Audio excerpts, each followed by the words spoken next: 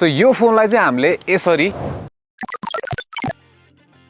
खसाले पनि केही फरक पर्दैन किनभने रियलमीले चाहिँ यसमा आर्मर सेल ग्लास र आर्मर सेल प्रोटेक्सन भनेर दिएको छ। सो 2 मिटरको हाइटमा ड्रप गर्दाखेरि पनि केही फरक पर्दैन भनेर चाहिँ भनेको छ। So we tested it out. So यसमा अलरेडी नै एउटा चाहिँ प्रोटेक्टिभ लेयर चाहिँ इन्स्टल थियो हैन। सो हामीले यहाँ चाहिँ वी क्यान सी क्रैक्सहरु एजेसहरुमा चाहिँ के भएको छैन। अब यो हेयरलाइन फ्र्याक्चर्स भित्र पड्यो हो कि बाहिर पड्यो अब निकालेर हेर्छौँ है त।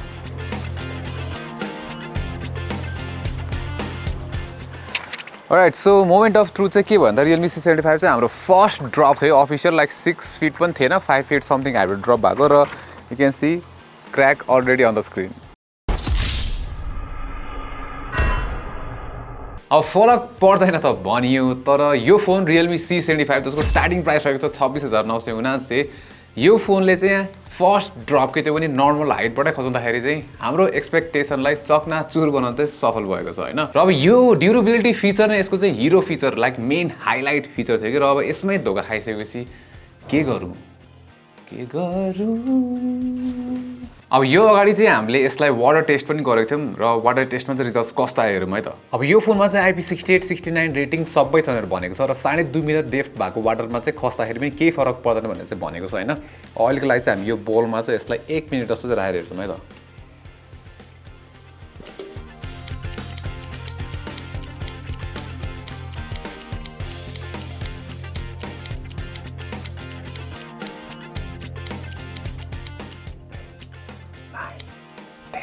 अब पानीमा डुबाएर अब चलाउँदाखेरि पनि हैन केही फरक परेको छैन यसमा है। लाइक चलिरहेछ मज्जाले सबै कुरा चलिरहेछ है नो प्रब्लम मज्जाले चलिरहेछ। सो वाटर टेस्टमा चाहिँ यो पास नै भएन केही पनि भएन यसलाई राम्रो चल्यो भने हाम्रो ड्रप टेस्टमा चाहिँ यसले राम्रो परफर्म गर्न सकेन र ठिक छ। अब ड्युरेबिलिटीलाई साइडमा लगाउँ हैन। अब हुन्छ नि अरु फोनमा चाहिने मेन कुराहरु जस्तै क्यामेरा डिस्प्ले परफर्मेन्स चाहिँ एक्चुअली कस्तो छ त यो कुरा चाहिँ हामी यो भिडियोमा हेर्नेछौँ। म अनमोल श्रेष्ठ एन्ड यु वाचिङ टेकलेक। अब फर्स्टमा चाहिँ डिजाइनबाट सुरु गरौँ। सो डिजाइन चाहिँ हामीले देखिरहेको डिजाइन हो हैन लाइक मोडर्न छ डिजाइन फ्ल्याट फ्रेम छ जसले गर्दाखेरि चाहिँ मोडर्न देखिन्छ यो फोन हैन। तर फ्ल्याट फ्रेम चाहिँ अब आजकल ट्रेन्डी भयो भने के छ भन्दाखेरि हातमा समात्दाखेरि चाहिँ अलिकति अप्ठ्यारो चाहिँ फिल हुनसक्छ धेरै जस्तो मान्छेहरूलाई किनभने अलिकति गाडिन्छ कि यो चाहिँ समात्दाखेरि। अब त्यसै गरी यसमा हामीले पछाडि हेऱ्यो भने चाहिँ क्यामेरा मोड्युल यस्तो खालि दिएको छ है राम्रै देखिन्छ र पहाडीबाट चाहिँ यो ग्रेडियन्ट ब्याक प्यानल हो हेर्दाखेरि प्रिमियम छ भने यो पहाडीको मटेरियल चाहिँ प्लास्टिक हो है नट ग्लास। त्यसै गरी जुन यो तपाईँले साइड फ्रेम देखिरहनु भएको छ यो पनि प्लास्टिक नै हो। सो त्यस्तै प्रिमियम मटेरियल छैन तर हेर्दाखेरि प्रिमियम देखिन्छ। अब यसमा हामीले यो साइडमा पाउँछौँ भोल्युम बटन त्यसै गरी फिङ्गरप्रिन्ट सेन्सर र फिङ्गरप्रिन्ट सेन्सरले मजाले नै काम गर्छ फास्ट इनफ नै छ भनौँ न। यो साइडमा चाहिँ अब हामीले डुअल सिम स्लट भएले प्लस माइक्रो एसडी कार्ड पनि सपोर्ट गर्छ यसले हैन। तलपट्टि चाहिँ USB-C पोर्ट भएले माइक छ त्यसै गरी स्पिकर छ तर फेरि यो सेगमेन्टमा हुनुपर्ने I think 3.5mm headphone jack भन्ने चाहिँ छैन है। र अगाडिबाट चाहिँ होल पन्च डिजाइन जुन चाहिँ मोडर्न ट्रेन्ड फलो गर्छ विच इज नाइस। अब स्क्रिनको ड्युरेबिलिटी त हामीले हेरिहाल्यौँ तर 30,000 पर्ने फोनमा मैले एक्सपेक्ट गर्छु एउटा OLED डिस्प्ले जुन चाहिँ Realme C75 छैन। सो यसमा चाहिँ हामी 6.72 इन्चको फुल HD plus 90Hz refresh rate भएको चाहिँ IPS LCD प्यानल पाउँछौँ र यही बजेट रेन्जमा हेर्ने हो भने Redmi Note 14 5G मा चाहिँ हामीले एउटा हुन्छ नि AMOLED प्यानल चाहिँ पाएको छौँ र साइड बाई साइड हेर्ने हो भने क्लियर डिफरेन्स त आउँछ कलर कन्ट्रास्ट ब्राइटनेस सबैमा चाहिँ Note 14 5G नै सुपेरियर छ हैन। र जुन हुन्छ नि कन्टेन्ट हेर्दाखेरि Redmi Note 14 5G मा मजा आउँछ त्यो चाहिँ Realme C75 मा चाहिँ छैन के। र यसको ब्राइटनेस चाहिँ 690 निट्स HBM हाई ब्राइटनेस मोडमा हो जुन चाहिँ लाइक ठिक ठाकै नम्बर हो भन्नै पर्दाखेरि एभरेज खाली नम्बर हो। र आउटडोर भिजिबिलिटी जुन डाइरेक्ट सनलाइटमा त्यति इम्प्रेसिभ छैन विच इज डिसअपोइन्टिङ हैन। र के छ भन्दाखेरि अब यसमा कन्टेन्ट भ्युइङ एक्सपिरियन्स हुन्छ नि त्यो कलर्सहरु दामी नभए पनि अब हुन्छ नि तपाईँ पानीमा भित्र छिरेर युट्युब हेर्न मिल्ने अप्सन चाहिँ छ है यसमा तर। र साउन्ड क्वालिटी पनि हामीले सिमिलर डिफरेन्सेसहरु चाहिँ पाउँछौँ। सो यसमा चाहिँ अल्ट्रा बुम भनेर 400% भोल्युम अप्सन छ हैन जुन चाहिँ अति नै लाउड छ लाइक सुन्दाखेरि तर हुन्छ नि त्यो भोल्युम बढे अनुसार चाहिँ जुन यसमा क्ल्यारिटी हुन्छ नि र साउन्ड क्वालिटी त्यो चाहिँ घट्दै जान्छ के। अब यसमा चिपसेट छ नयाँ चिपसेट दिएको छ है फेरि Helio G92 Max MediaTek। अब म्याक्स सुनेर तपाईँ खुसी चाहिँ नहुनु किन भन्दाखेरि यो चाहिँ Helio G92 को रिह्यास्ड भर्जन भन्दा पनि हुन्छ खासै त्यस्तो चेन्ज चाहिँ केही पनि छैन।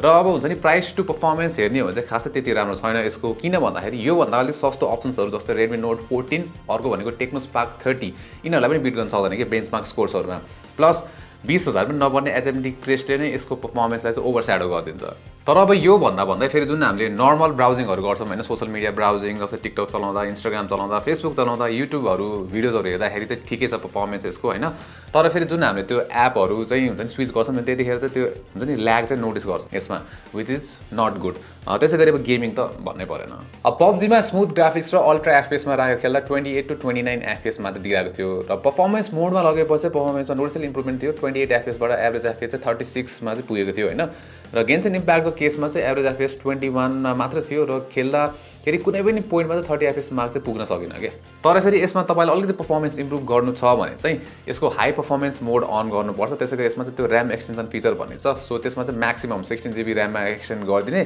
र यो दुइटै गरिसकेपछि हामीले अलिकति पर्फर्मेन्स बुस्ट चाहिँ यसमा फिल गर्यौँ र यो कुरामा चाहिँ यसलाई सफ्टवेयर पनि असिस्ट गर्छ र भन्ने पर्दाखेरि सफ्टवेयर चाहिँ Realme UI 5.0 हो out of the box Android 14 I think Android 15 आएको भए बेटर हुन्थ्यो होइन किन भन्दाखेरि यो कुरा चाहिँ यसमा सफ्टवेयर अपग्रेड र अपडेटको बारेमा रियलमीले मेन्सन नै गरेको छैन कि लाइक Realme UI 6.0 आउनु त आउला तर कहिले आउँछ लाइक ठेगानै छैन र अर्को मलाई इस्यु लाग्यो भने चाहिँ यसमा फोन सेटअप गर्ने बित्तिकै 17वटा ब्लोटवेयर गेम्सहरू चाहिँ अलरेडी प्रिइन्स्टल थिए प्लस दुईवटा हट गेम्स र हट एप्स भन्ने दुईवटा फोल्डर पनि यसमा अलरेडी प्रिइन्स्टल थिए कि सो यो चाहिँ अति नै धेरै ब्लोटेड्सहरू भयो है अब यसमा पनि आजकलको एआई ट्रेन्डलाई फलो गर्दै यसमा पनि हामीले एआई फिचर्सहरू चाहिँ देख्छौँ जस्तै AI boost AI clear face र अर्को चाहिँ एआई स्मार्ट लुक भनेर चाहिँ दिएको छ तर अब हुन्छ नि यिनीहरूले कतिको काम गर्छ भन्ने कुरा चाहिँ खासै त्यति इफेक्टिभली चाहिँ देखिँदैन यो फोनमा युज गर्दाखेरि चाहिँ र अर्को फिचर चाहिँ हामीले यसमा पहिला पनि देखिसक्यौँ रियलमीको चाहिँ अब यो मिनी क्याप्सुल 3.0 भन्ने बेसिकली अब जुन यो होल पञ्च नि यहाँ होल पञ्चमा चाहिँ त्यो एनिमेसन आउँछ कि सो तपाईँले टाइमरहरू युज गर्दाखेरि अब चार्जिङहरू युज गर्दाखेरि चाहिँ त्यहाँ माथिबाट चाहिँ एनिमेसनहरू देख्छौँ सो लाइक आइफोन लाइक जुन चाहिँ हुन्छ नि आइफोनको डाइनिङ आइल्यान्ड जस्तो फिचर दिन खोजेको बेसिकली अब यसमा ब्याट्री चाहिँ फेरि दामी ड्या चाहिँ 6000 mAh को ब्याट्री हो होइन र यो चाहिँ एक दिनमा सकाउन चाहिँ तपाईँलाई गाह्रै पर्छ एकदमै धेरै युज गर्नुपर्छ यो सकाउनलाई बेसिकली 6 देखि 7 घन्टाको 7 घन्टा जस्तो भनौँ न स्क्रिन अन टाइम जसले दिन्छ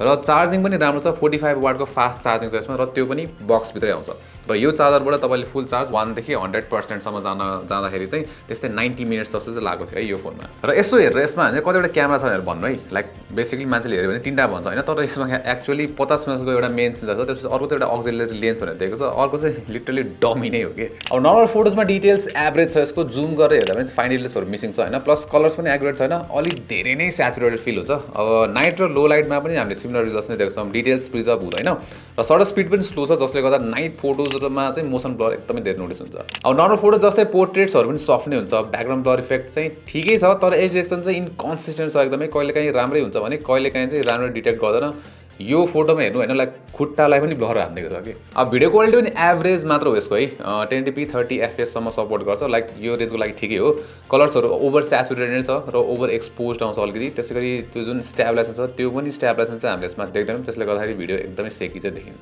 र अगाडिपट्टिको सेल्फी क्यामेरा 8 मेगापिक्सल मात्रै हो भनेपछि मेरो एक्सपेक्टेसन चाहिँ अलिक कम नै थियो र रिजल्ट्सहरू पनि उस्तै नै छ किन भन्दाखेरि फेसमा डिटेल्सहरू त्यति छैन र एकदमै अग्रेसिभ सार्पनिङ गरेको चाहिँ हामीले पाउँछौँ होइन लाइक फोटोजहरू हुन्छ नि लाइक त्यो अति नै धेरै ओभर प्रोसेस जस्तो फिल भइरहेको थियो कि प्लस फेस टोन पनि अलिकति वार्मर साइडतिर अलिकति कस्तो कस्तो देखिन्छ त्यो सेल्फिजहरू त्यति इम्प्रेसिभ छैन यसको र ओभरअल भन्नै पर्दाखेरि फर द प्राइस यसको क्यामेरा हार्डवेयर भने हुन्छ नि लाइक अन्डरवेल्मिङ छ कि र यो सबै कुरालाई समेटेर लास्टमा हेर्ने हो भने यो फोनको जुन सर्टिफिकेसन लिस्ट छ नि एकदम लामो छ IP68 IP69 रेटिङ त्यसै गरी ट्युबी लाइन फर्स्ट रकेट स्मार्टफोन सर्टिफिकेसन त्यसै गरी अब यसमा हुन्छ नि अरू मिलिट्री ग्रेड सर्टिफिकेसन भने धेरैवटा दिएको छन् तर यो सर्टिफिकेसनहरूले गर्दाखेरि चाहिँ आई थिङ्क यो फोनको प्राइस बढ्न गएको छ